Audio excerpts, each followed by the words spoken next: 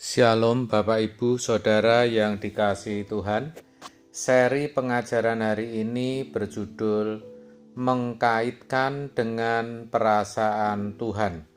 Saudara, Allah yang kita sembah, Elohim Yehova, adalah Allah yang hidup, yang memiliki pikiran dan perasaan yang harus kita indahkan.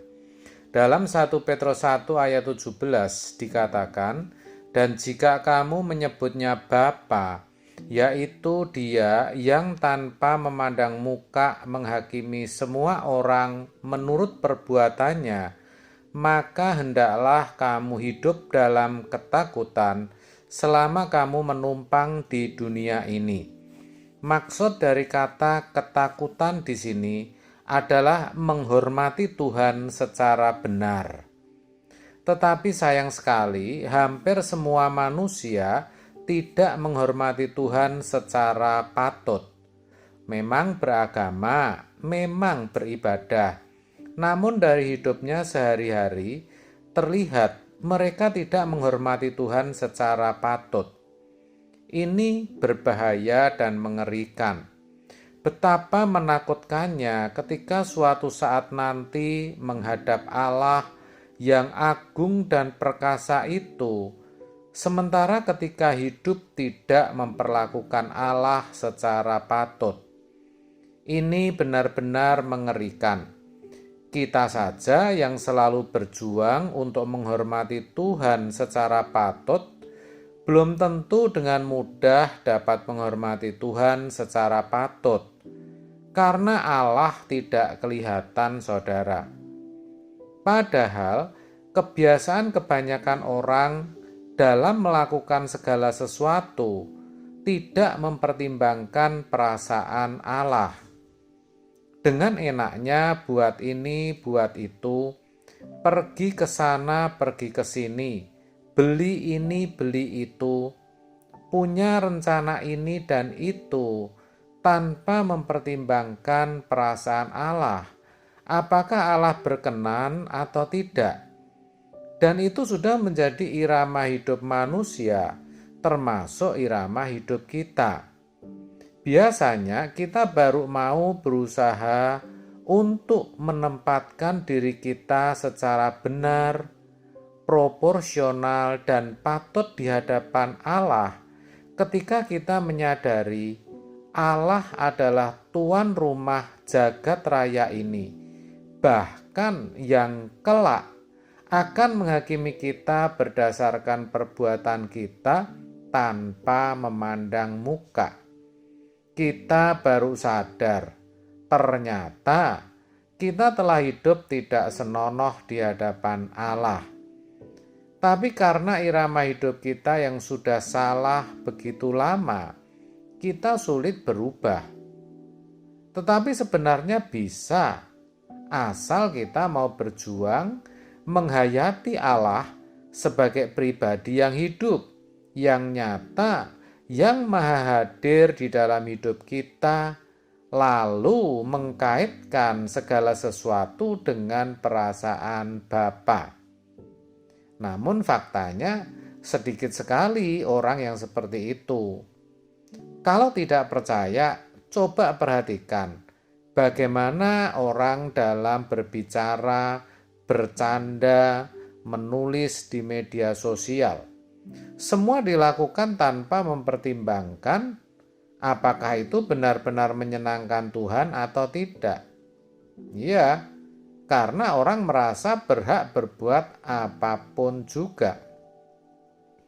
Jadi stop, saudara, bertobat. Jangan sembarangan dalam hidup. Jangan semaunya sendiri.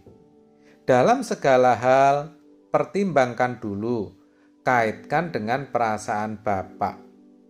Ini tidak mudah, butuh dibiasakan. Kalau sudah biasa, maka secara otomatis dalam melakukan segala sesuatu, kita akan mempertimbangkan perasaan Bapa.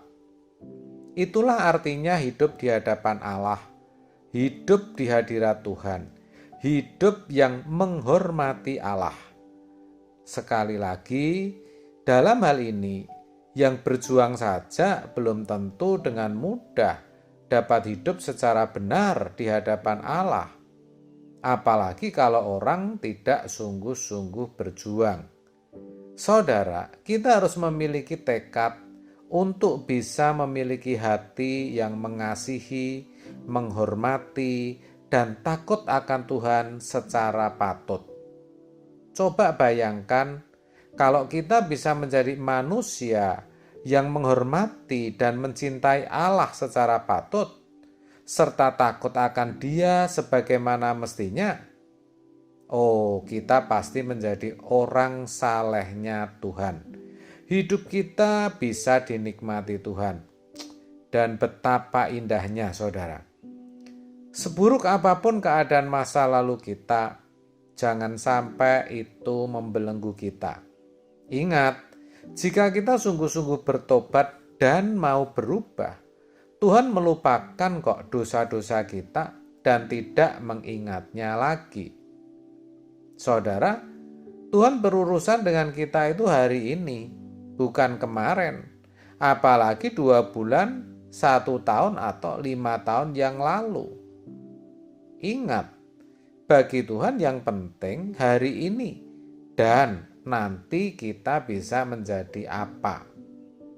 Saudara, tentu yang kita mau kita bertumbuh makin dekat dan melekat dengan Tuhan. Hati kita harus makin tertuju kepada Tuhan dan kerajaannya. Sampai kita merasa tidak tertarik lagi dengan keindahan dunia. Sebaliknya, kita semakin merindukan Tuhan Yesus dan mata hati kita makin terarah ke langit baru, bumi baru. Dan kita benar-benar merindukan Tuhan Yesus. Itu harus kita paksa. Artinya, kita memaksa diri kita sendiri. Ya, karena yang mengendalikan hidup kita itu kita sendiri. Kan Tuhan memberikan kita kehendak bebas, saudara.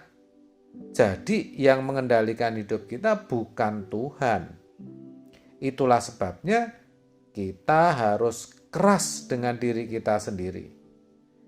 Tapi kita boleh kan minta pertolongan Tuhan, Pak, untuk menuntun dan mengendalikan hidup kita? Tentu boleh, saudara. Sehingga kita bisa kendalikan hidup kita hanya untuk terarah kepada Tuhan dan kerajaannya saja. Dan itu suatu keniscayaan. Jangan terpengaruh oleh dunia sekitar kita. Kalau sampai terpengaruh, bahkan hanyut dengan segala kesenangan, hobi, hiburan dunia, kehidupan yang terpisah dari Allah, maka akan sulit, saudara. Akan sulit. Padahal kebanyakan orang seperti itu.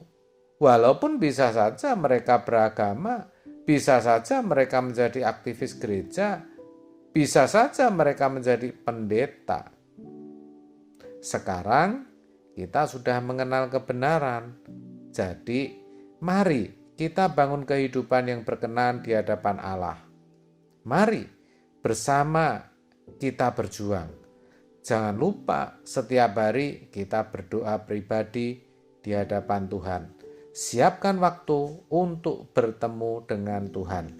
Amin. Tuhan Yesus memberkati.